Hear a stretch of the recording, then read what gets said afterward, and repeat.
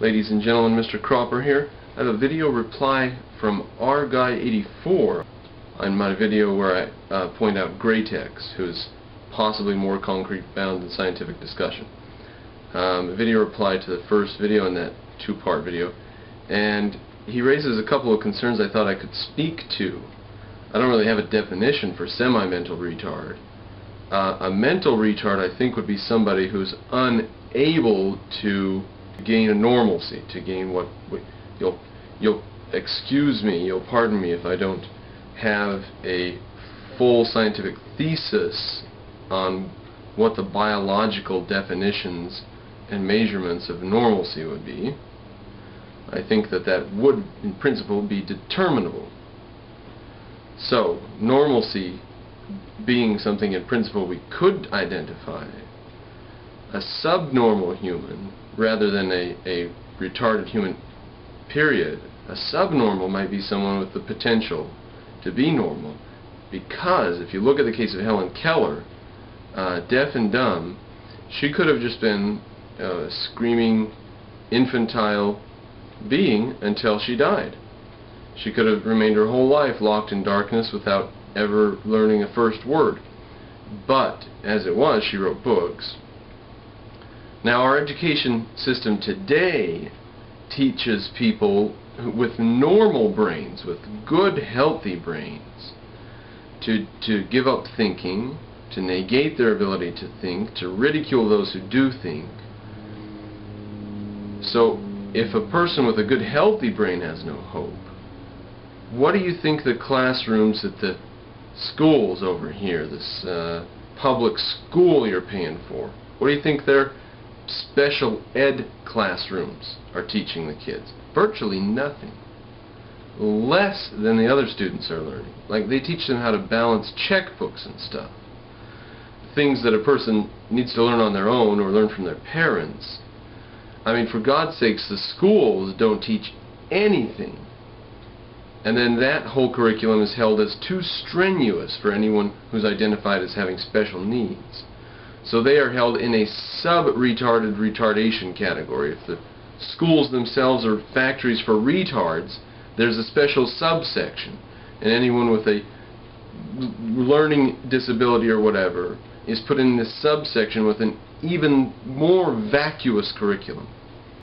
Until our culture starts looking at the situation differently, there is very little hope, because healthy people can't think. So what hope do we have for a curriculum to try to figure out how to get people with subnormal brains, with brains that have some limitation that normal people don't have? Now, Helen Keller had several limitations normal people don't have. I don't think a limitation is a strict limitation. I think a limitation is like a speed bump or something, you have to get over. Life's tough. There's no way to make anything else out of it. But there's no reason to just throw away the possibility these people could ever use their mind at all. Our guy 84 testifies to that. If he watched my video through enough, I mean, the way that they treated people in the special ed classes in public schools, I would never, ever, ever take a gentleman like Mr. rguy84 and set him down to watch a video with a guy in a suit and books behind him. Because obviously he wouldn't want to do that. He would want to finger paint or something according to the public education system. That sort of catastrophic non-recognition of human nature is a big problem that we're going to have to solve. It's one of the things that I think is not fixable in the public school system. I think the only solution is to abolish public schools altogether, because that's one of the most horrific things. But I thought I could speak to that for a moment. I think I have made my case that semi-normal and subnormal human beings probably have to be treated differently somehow. Helen Keller couldn't be given the regular, straightforward teaching methods, but that doesn't alter the content that the student needs. Maybe the content needs to be slowed down or delayed a bit. Maybe instead of giving it to them when they're 7, you give it to them when they're 10 or something like that. Maybe that case could be made. I'm not sure. It depends on what sort of brain limitation we're talking about. I'm sure that there's almost as many brain limitations as there are instances of individuals with them. But in principle, there ought to be a lot of things, like with Helen Keller, that we could do with people who have some limitation but otherwise a normal brain, and you just have to get around the limitation. Our public schools today have no incentive to do that.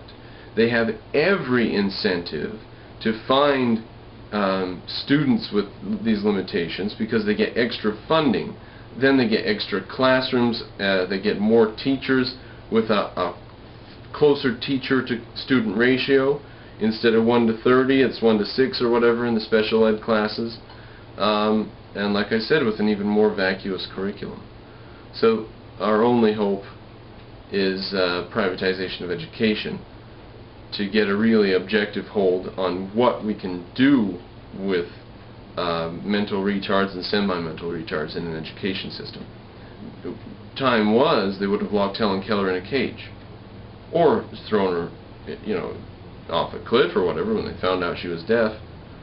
And I don't know. Our education system today basically does that, doesn't it? Finds out someone has some sort of a limitation, and to the extent that it hasn't already destroyed their capacity to think, it abandons, can we say, special ed classes abandon the desire to even destroy the mind. So they don't even embark on the desire to destroy it. Maybe they leave it more intact for that reason, but I'll bet there's really damaging stuff that goes on in there, in spite of the highly vacuous curriculum. That's what I have to say about semi-mental retards. It's an industry today. Semi-mental retards are produced out of healthy humans who supposedly have some possible problems with learning how to read at some point or other. But our education system today thinks that kids can't pay attention for more than 15 minutes and stuff like that.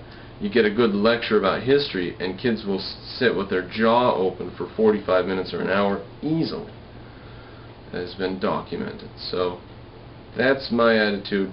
That's my position on it. Our society, due to our education system today, is hopelessly lost in regards to this issue.